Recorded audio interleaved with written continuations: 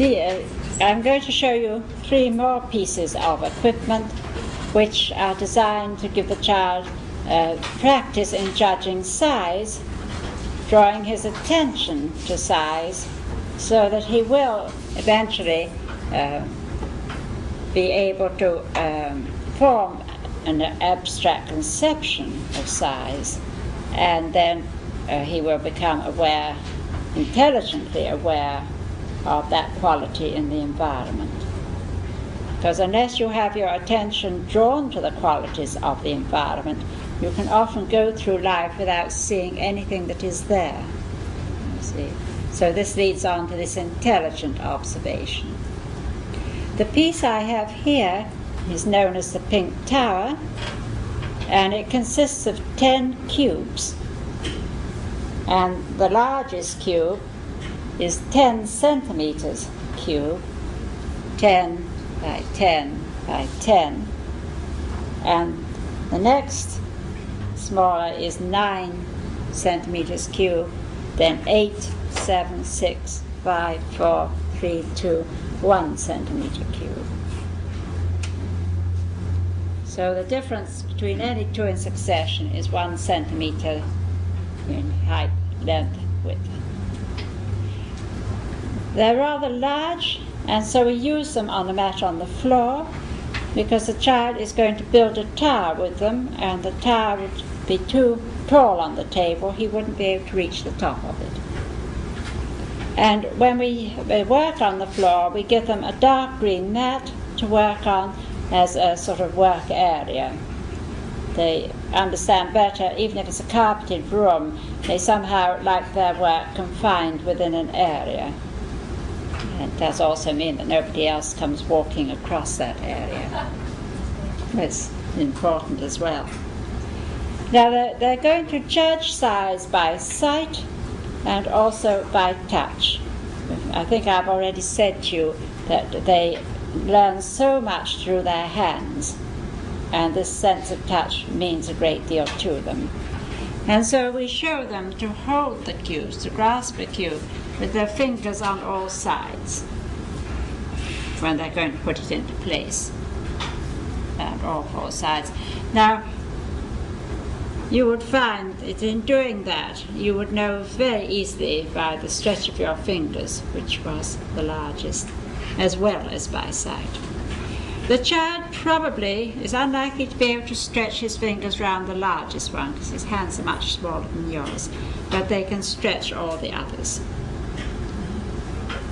Now you start by having the cubes scattered over a mat, dark green mat, and you and the child are at the mat, and you begin to show what is done. So you pick up the largest cube and you place it in position, and you let the child definitely see that you're choosing. And you choose the next in size, and with one movement you place it exactly in the center of the first one. Get it concentric in one movement. Don't fiddle with it afterwards, because if you start adjusting and doing little things, the child thinks that that is part of the exercise, and you'll find all your children do this fiddle without really knowing what they're doing. So you have to practice this until you can do it well. And that is what the exercise is, to take each cube in turn, grasping on all sides and placing it concentrically in the middle of the one before. Pausing and definitely choosing the next.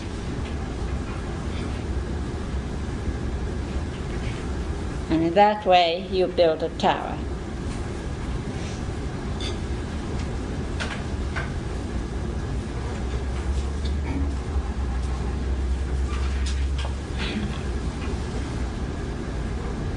It's a bit tall on the table for anyone. It's much easier to do it on the floor.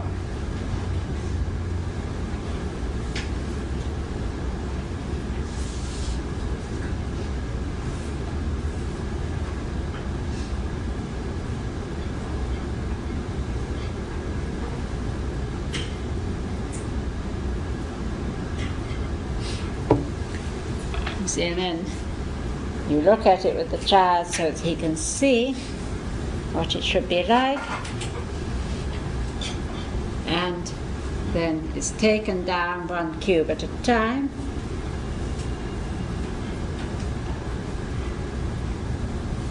Next on the mat.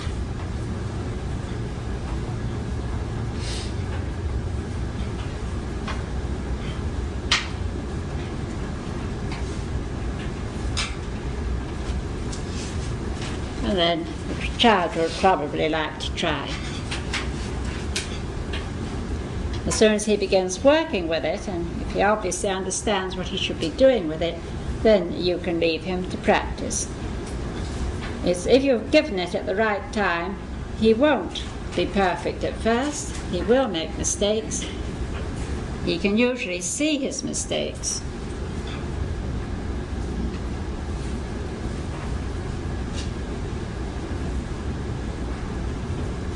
Probably gets them a bit crooked too. But when he's finished, it doesn't look right to him, and he usually takes it down and tries again.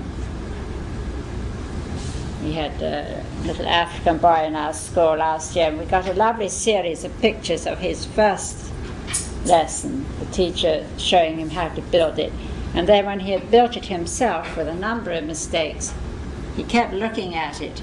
And you could see it wasn't quite right, and he kept crawling around the mat and looking at it from all angles. And then he tried it again. He must have tried it 3 or 4 times, but each time he crawled round the mat, really looking at it. And at last he went over to the teacher and made her come and give him another lesson. So it was a very nice series of shots. I must say he worked with it for about an hour. He didn't succeed in doing a perfect tower. Very nearly. Well, once the child knows what to do, then he can help himself to this material from the shelf. It's always kept in the same place, and he can use it for as long as he likes. When he puts it away, I always have it in a cluster on the shelf, just neatly there. I don't ever keep it on the shelf built into a tower. For one thing, I find that before they put it away, they have exhausted their cycle of activity. And if in putting it away they have to build a tower, which is a very difficult exercise for them, you see it's too much, because they work up to the last minute on the mat. And again, I find if you keep it built as a tower, the vibrations of the room, the smallest one is apt to get shaken off, and it falls on the floor, and then I think it gets swept up very often by the janitor. But the people seem to lose that little one so often. It shouldn't get lost. If at the end of the morning you give a glance at your pink tower, if the little one's missing, you ask the children to find it, and it's found before they go home, like the smallest cylinder. Children at home are used to putting their possessions in their pockets, and they do develop a great affection for the tiny pink tower and this very smallest cylinder. So very often it turns up in somebody's pocket. And then you just say, thank you for finding it, and put it where it should be. So you do have to keep, at first, an eye on those two things. But I think keeping it in a cluster instead of built into a tower is a better idea for those 2 reasons. How does the child then transport this whole thing from the shelf to where he's going to live? Well, usually he takes 1 or 2, you know. Okay, anyway. I see, so the mat would not be underneath, it would be off to the side or whatever, right? Well, the pink tower's on the mat. He has to take the tower off before he can fold up the mat and put the mat away. Well, I prefer to have my mats hanging, because then they don't get creased. If, like with the cylinders, he doesn't pick the blocks up right or doesn't do something right, then you wait for the next lesson? Yes, you give him a new lesson when you wouldn't interrupt him when he was really concentrating. I think the rule is never to interrupt concentration. You would only interrupt him if he was building an aeroplane or going in fantasy play. Do you ever find that a child, will they just leave them on the mat and go away if they can't do it? Oh, it depends very much on the child. If you have a child who is used to putting things away, you see, and you do encourage them always to put things away when they're finished with it, then he would put it away, you see. But in the beginning, before they understand order, if they've come from an untidy home, then they are very much apt to get up and walk away and leave it, even if they've been working with it for an hour. And then you, oh, I would say, would you like to put it away? Do you know where it goes? Would you like me to help you put it away? You know, anything you like. And if they say, no, I won't, then I would say, well, I'll put it away for you today. Perhaps you would help me tomorrow. You know, so that you lead them into this order, you know. I was going to ask you, the children are fantasizing with the blocks. What do you do then? If they're what? Fantasizing, like taking out Oh, airplanes or something. well, I do just tell them that's not what we do with them. Show them again how to build the tower. What age do you introduce these at about? All the work I'm giving you is 2.5 onwards. So if there's any difference in age, I'll always tell you. Now, a second exercise which we can do when the child is building the tower very easily is to build it, and here you have to take 2 hands, and you build it with 2 sides absolutely flush, one corner on the other corner.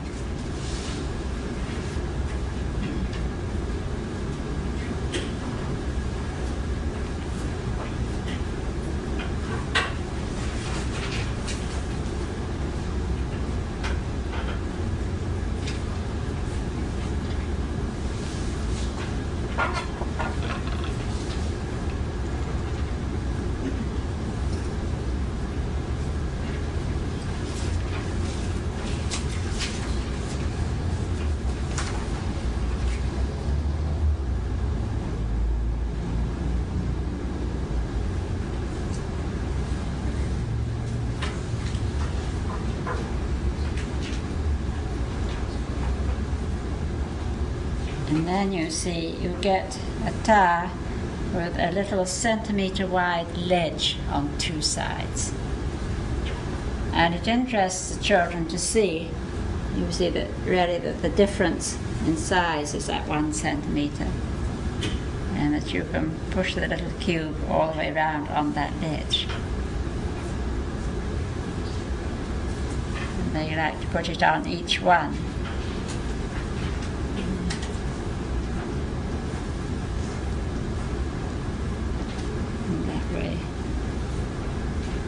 Doing it all the way up the tower and possibly all the way back again. It just demonstrates that the difference between any 2 in succession is that 1 centimetre. That comes after they can really build the tower easily. Now the tower, if you have it painted, must be a very pale pink. If it is a strong pink, then really you can't see size because the colour is so dominant. So it must be a very pale pink, or it needn't be coloured at all. I really find the children like one which is made in what they call pink wood. It isn't pink, but it's very nice wood, and it's just very lightly varnished, but it's a natural wood colour.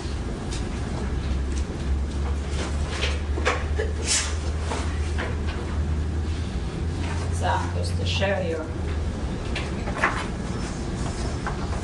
You can see terrible pink. See, pink like that, all you would be aware of really is the colour, and you wouldn't see size, I don't think. And a very, very high gloss pink does chip more than another.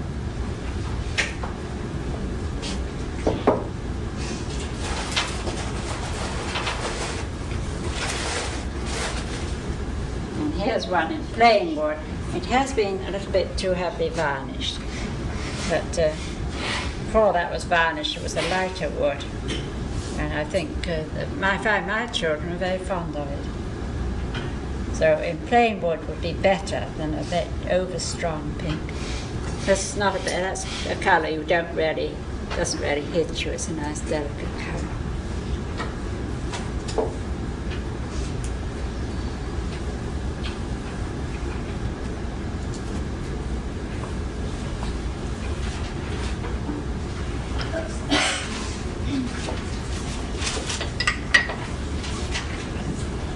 Manufacturers do tend to think that children have to have everything in violent colours. And so you do have to keep an eye on them and not let them do that.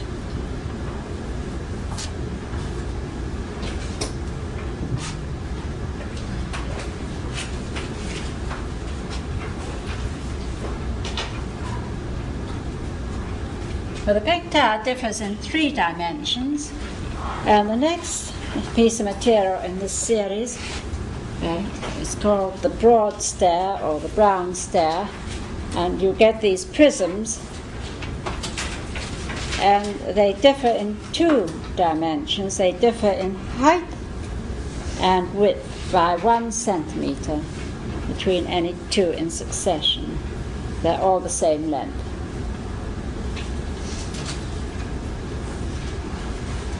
And again, these will be mixed on the mat on the floor. The largest one is 10 centimeters by 10 centimeters, you see. And the length, I think, is 20 centimeters, but that isn't really important. It's important that it's 10 centimeters wide, 10 centimeters high. You see, so at the end is a square of 10 centimeters. And the next one is 9 centimeters by 9 centimeters high and wide and 20 centimeters long. So each one, and they decrease by 1 centimeter in width and 1 centimeter in height between any 2 in succession. So you get to the smallest, you see, which is 1 centimeter wide, 1 high. I think is 20 long. So again, it's this exact gradation. Now here is you're going to grasp them this way, because it's back that way that you will feel the difference in the width. And the child can judge by touch as well as by sight. And when you're giving the lesson, you have them again mixed on the mat on the floor, a dark green mat, and you put the first in place, and you look round and you definitely choose the next in size. You grasp it across the thickness, bring it as close as you can to the first, and then using both hands you put them together, getting the 2 sides even. Take the next one, bring it close as you can, and with both hands move them together, make sure the 2 sides are even.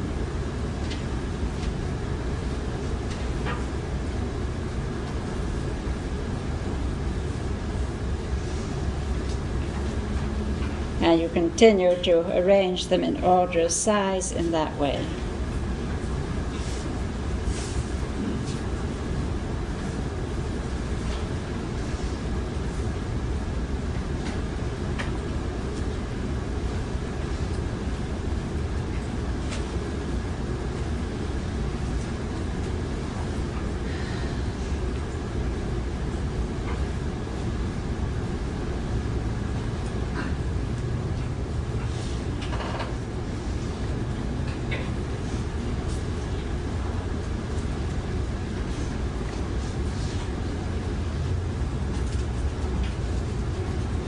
And then when the child understands, he can take over, just mix them up again, and he can do it. And he will make mistakes at first. If he was perfect, well then he's already beyond it. You're giving it too late. You see, but he can nearly always see his mistakes. It doesn't look right to him. he looks at it afterwards. Or with some of the educationally subnormal children, they can feel the mistakes if they feel down the stair.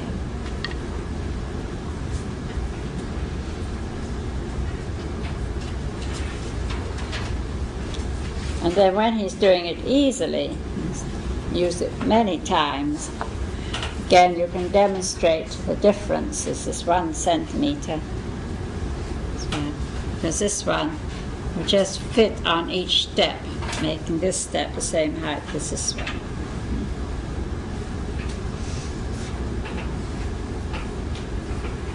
Move this up and down the stair.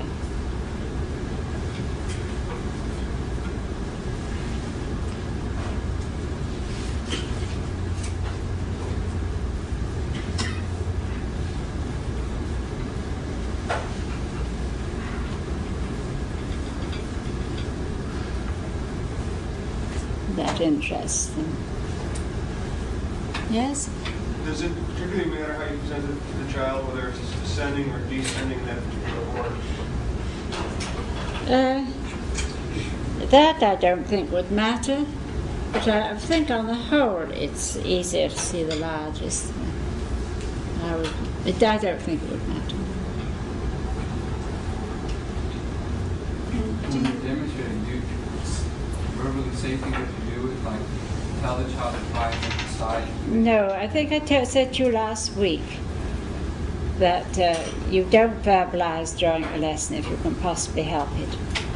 The child doesn't follow language very easily, and he concentrates on what you're doing.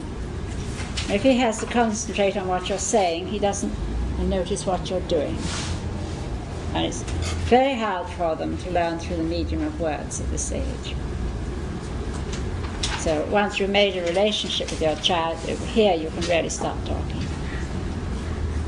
Do you allow him to build a tower with you? No, definitely not.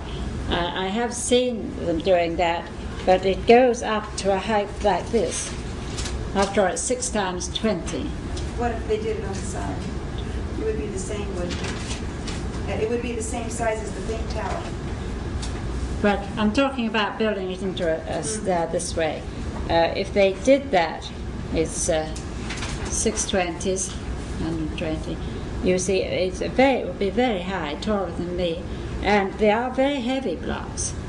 If anyone gave them a knock, it would cut somebody's head open. So I consider that would be really dangerous to do. And I think children, if you show them the right way to do it, I think they're better going the right way. They have got square ends. The end is 10 centimeters square, 9 centimeters square, 8 centimeters square. And you do sometimes get these intelligent children who do see a relationship between these and the pink tower. I never show them. If they discover it for themselves, then that's fine. If one child discovers it, they probably all start doing it. But you often have a child who will take out the broad stair and the pink tower together.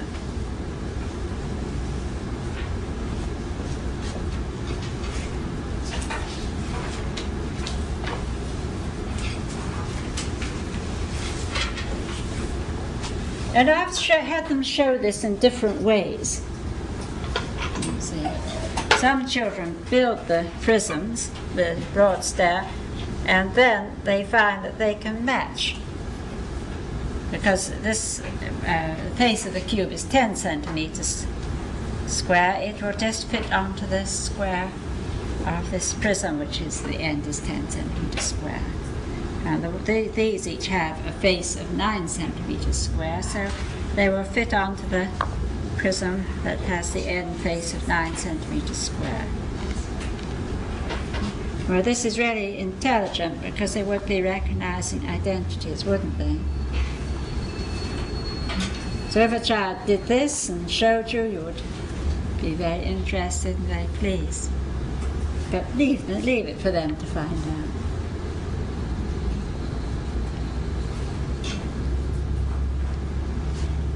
Had them do it that way.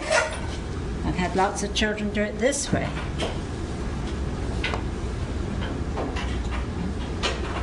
which is the same thing, just showing it in a different form.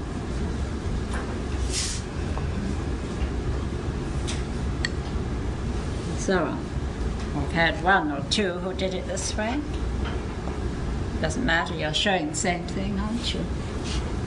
So if they came and showed you what they've done, you know, you'd be very interested.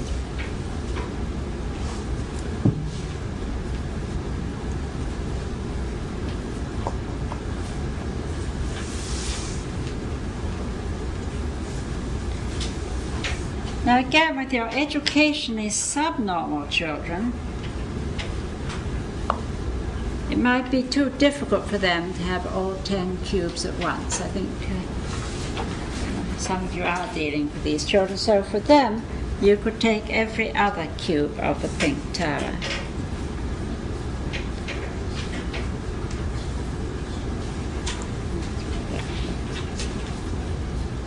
You see, and you could give them only 5 cubes. Wouldn't matter which 5 you gave. And because the differences then would be twice as great, they would have more chance of being successful with only 5.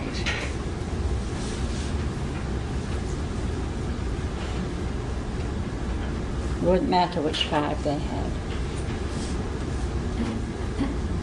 And when they were successful with 5, then they could have all 10. And the same would be true for the prisons. You have one of those children, and then you could take every other one. And we are more and more thinking that these children should be in a normal class to begin with, if possible, because they make a great effort to come up to the standard of the normal children. You see. And do very much better than if they're just amongst children worse than themselves. So when they're successful with 5, then they can have all 10. But that is only for the education subnormal.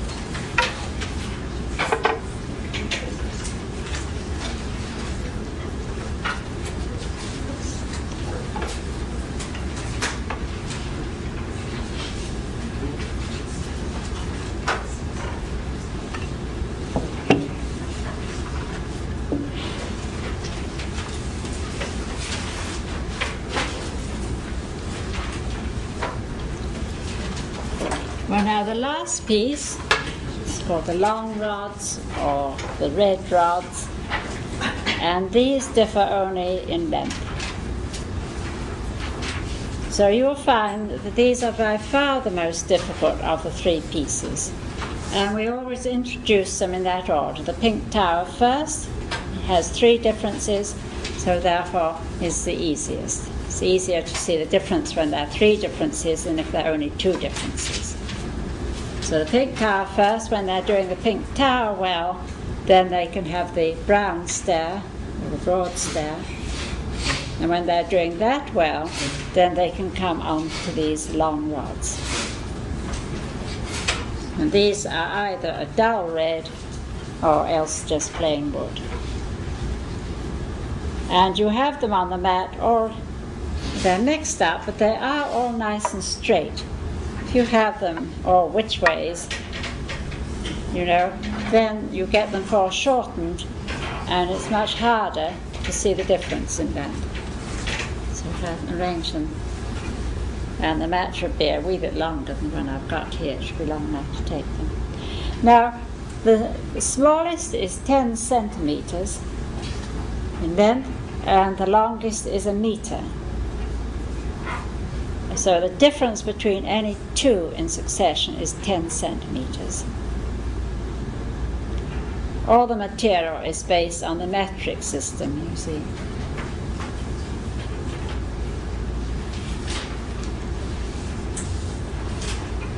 Now, you are going to choose by sight and by touch, and as it's length that is involved, you let the child see you looking at them, and then you do feel exactly from one end to the other of the longest. You see all the longest ones. And when you feel, you must begin exactly at one end and stop exactly at the other end. You know, it's no good beginning an inch from the beginning and going like that, because you're not feeling correctly. And having felt them all, you decide by touch and by sight which is the longest, and you put it up towards the top of the mat. I'm going to do it the right way up for you, as though you were the children. So then you proceed to find the next indent, and you've chosen it. Bring it close to the first, and you put them together with the left side even.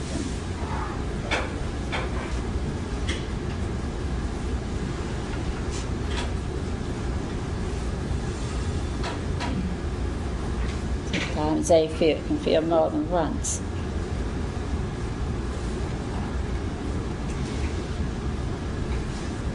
So with your hand you make sure that the left side is even.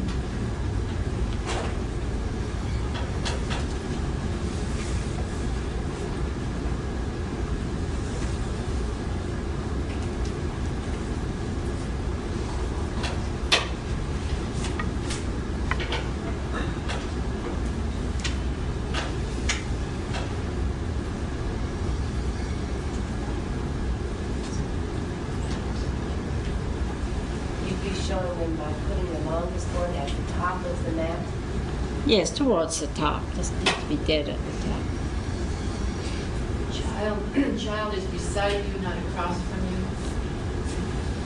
I think the child is always beside you. There's only one lesson in which I would sit opposite.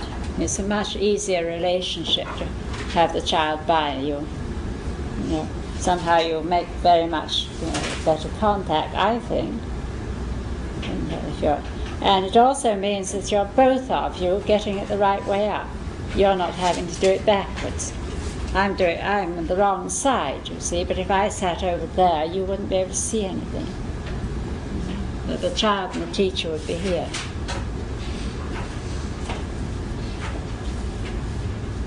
You see that in books sometimes illustrated upside down. Yes, I know. I'm really upset at some of the pictures in books.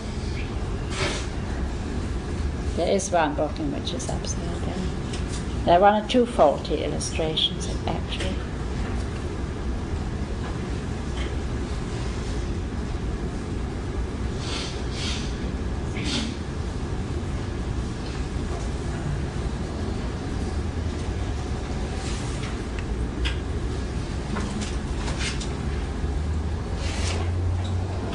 And the child is here looking at it. And you can see that there's the difference between any two is that equal. Now, this child may have to have more than one lesson. It really is by far the most difficult of the three pieces. And he will at first make many more mistakes with it. But you may give him new lessons on different days. He will gradually come to the time when he can do it without mistakes.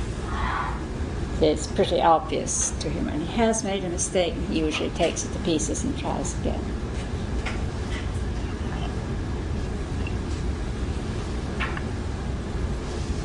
You can't teach him to see length. It's only by working with it and practicing it that he becomes able to judge length. And again, if the education is subnormal, they could have every other one. You would leave half on the shelf. You would only take the ones you were going to use. Those would be left on the shelf. And then you see, if we built a stair with every other one,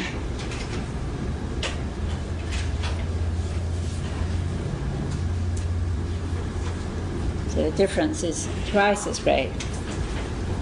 As you have these children, isn't it? Would they have difficulty with the stair? I expect they would. Yes. So then they would have a better chance using every other one. And when they could do that, it wouldn't matter whether you gave them these or these. When they could do that, then they could have all 10.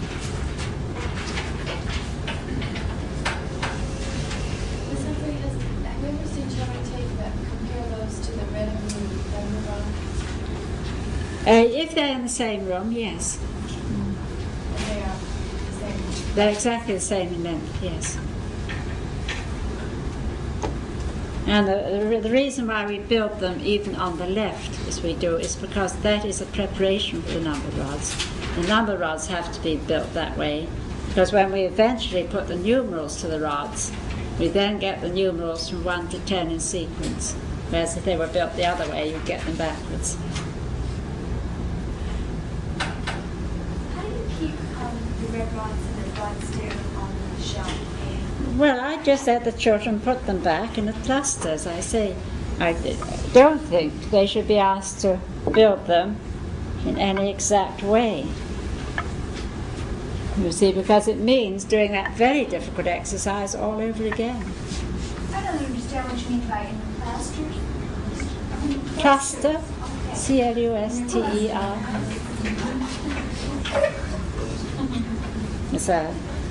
We have a certain language problem sometimes, but we also have a different accent, don't we?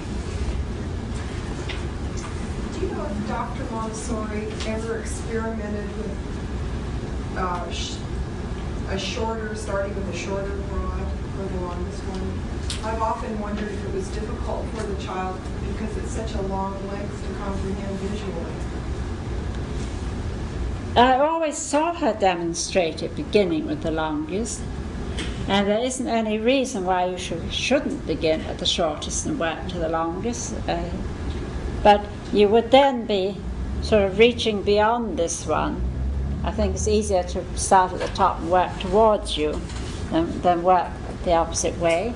But I mean, as long as you're arranging them in order of length, that really I can't see would matter. I didn't explain my question clearly. What I meant was if she tried a shorter set totally. Oh, no. She definitely wanted them based on the decimal system, on the metric system. So she never tried, say, a 5 centimeters? No. 10. No. Because in all her material, the other very important factors, you see, and this is giving them a conception of length, but is also leading them towards the understanding of the way we use measurement. And this is definitely a meter, and that's 10 centimeters. See? So it is preparing for mathematics.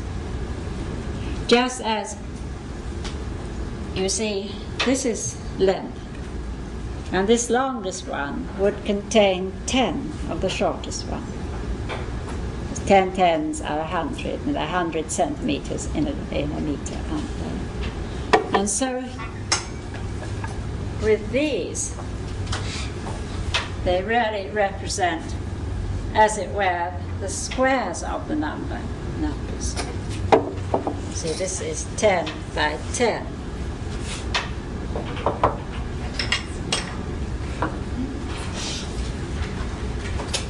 This one is the end is 1 centimeter square. This is 2 centimeters square.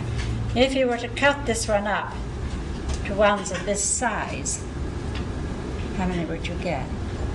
4. You see the square of 2. And if you were to cut this one up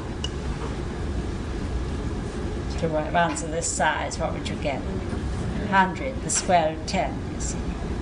So these mathematical principles are incorporated in the material. Here, these are like the cubes of the numbers, aren't they? This is 10 by 10 by 10. So it would make, how many of the little one? 1,000 of the little one, wouldn't it?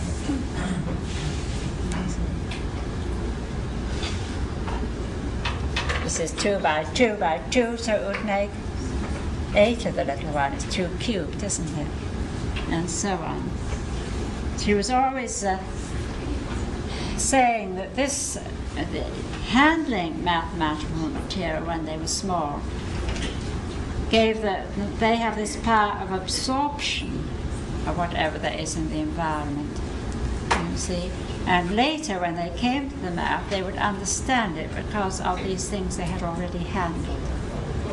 And it is one of the reasons why most children who go through a Montessori school do not have the trouble with mathematics.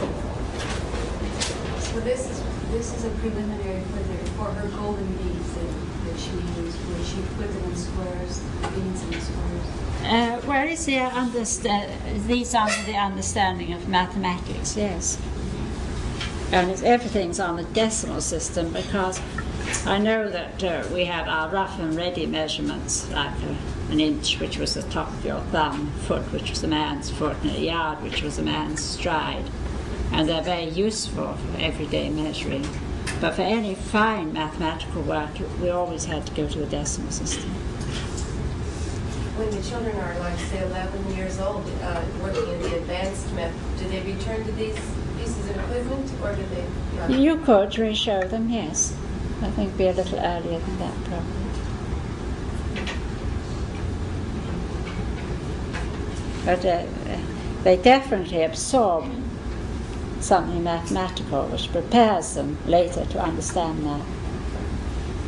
Whatever is in your early environment, this mind at that stage has the power of absorbing it without necessarily being conscious of it or understanding it. But it does sort of illuminate everything for you later if you have them. Seems to me that having older children realizing that and gaining respect for that equipment would be nice to have around younger children who've been using sophisticated equipment. Oh, yes. And I found that in all my Montessori classrooms, if I was part of a bigger school, I would find the older ones would sometimes come down to the Montessori department. And they would go around the material and say, oh, I use that and I use this. You know, and it had made a big impression on the younger ones. An 8-year-old would build the pink tower. Oh, I remember doing this, you know. And they always look back on it with this real love. I remember going to school one Saturday, and this 10-year-old was standing outside the door. And he'd had a present of his first camera. And the first thing he'd done was to come back to his old nursery school to take a photograph of it. So children do look back with this real affection, you know, in their early years, don't they? So they do. They like to come and revisit. Is using your green, the specifically green mat, is because of the ease on the eye, or what? Yes, everything looks nice on a green mat. It's like the color of the outside world, and the color doesn't hit you. You see, if you use a yellow or a red or a blue mat, you will be aware of the color of the mat. But you are not aware of this dark green. There are some greens that would be awful, lime green, and yet everything shows up well against it. But you're aware of the material, not the mat. How do you prevent a child from choosing to use the material prior to having it introduced? Well, you do say to them not to take anything that you haven't shown them how to use. See? And if they're very insistent that they want anything, then you would give them a careful lesson with it, even if you thought they weren't ready for it. And sometimes you may find that you were the one that was mistaken. And usually if it's far beyond them and you let them handle it and look at it, then they're satisfied to leave it until they are ready. How large is the green mat there? It should be just say a couple of inches longer than the meter, perhaps another 5 centimeters. Now, I bought some more material and I'm going to cut this afternoon some mats of the right size. Do you alternate the sides that you place the long sticks? You know, sometimes you use the left side, sometimes. No, you always have them even on the left. Yeah. That- I feel like you did on the right. I'm doing it for you to see it the right way. Aren't I doing it on your left? Am I doing it wrong for you? Yes, I'm doing it.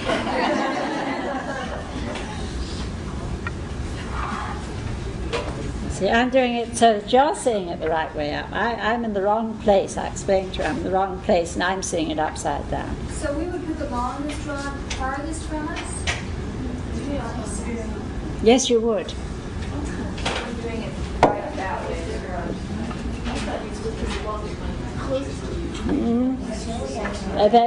There's a mistake when one of the books is upside down.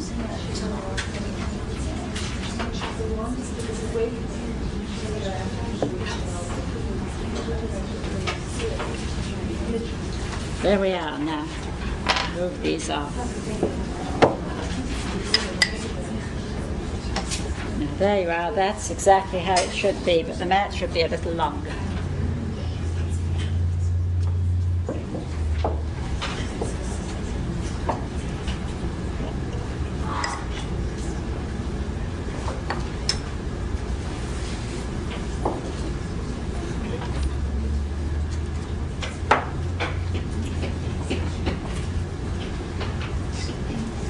I'm curious, why does it have to be the left side? Is that just for consistency? Well, I said a few minutes ago, it's a preparation for another piece of material with which they learn to count, where the rods are the same length as these, and which after they can count them, you put the numerals 1, 2, 3 along them, you see.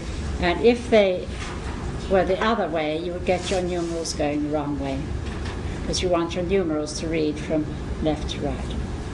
So that's the reason. It's just leading on to another piece of equipment. Does that help a lot of information from the intuition? You always work with the child? No, you should not. Surely that's utter nonsense. And it would be very serious if you affected the eyes to that extent. If you made them do everything left, right. You see, your eyes have to work in all directions. Imagine having a driver of a car who is geared to go left, right. I think we'd all be crashing into each other. No, don't. That's ridiculous. When it comes to reading, and you say to a child, you show them that you read left, right, I've never known a problem. And after all, it's the greater part of the world reads from right to left.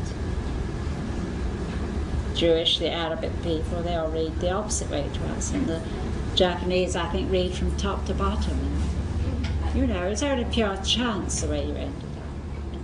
There's no need to do any training. I don't know who started that game.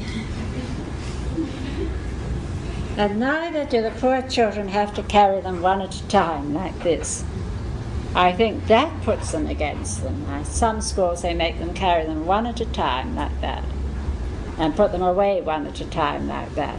It was unreasonable, because if your cupboard was over there, you've got to go and get your mat and put it down, then you've got to do 10 times there and 10 times back. That's 20 journeys, and when it comes to putting them away, 10 times, another 10 times.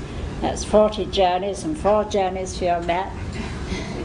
You know, and I think then the children never want to touch it again.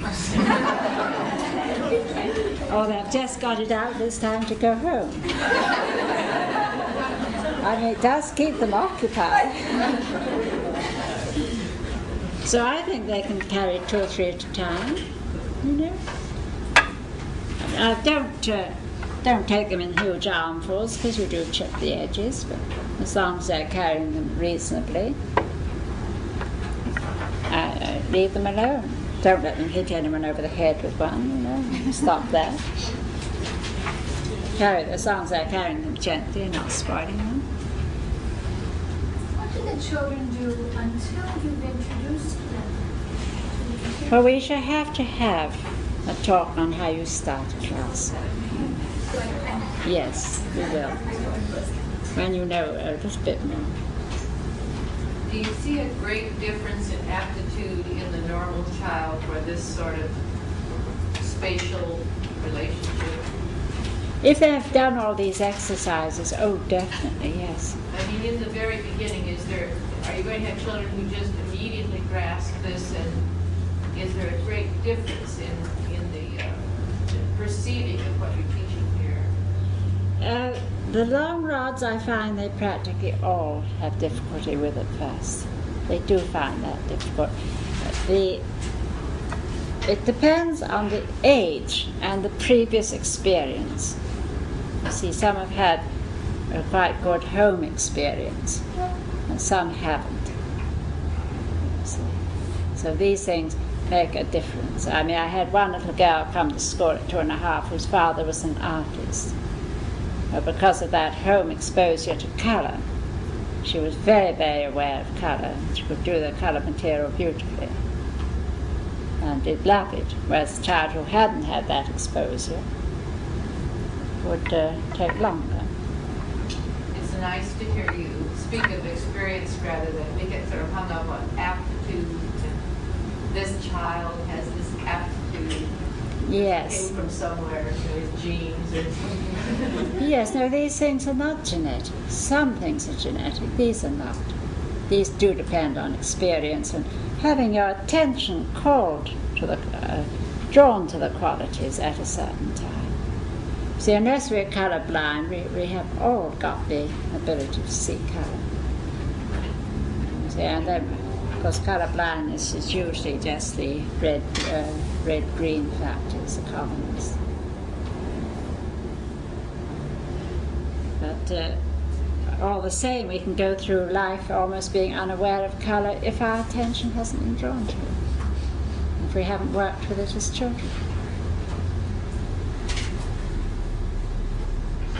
And there again, your children come to school, some of them with homes that are very colour conscious, and they know more about it, and some whose homes are not colour conscious.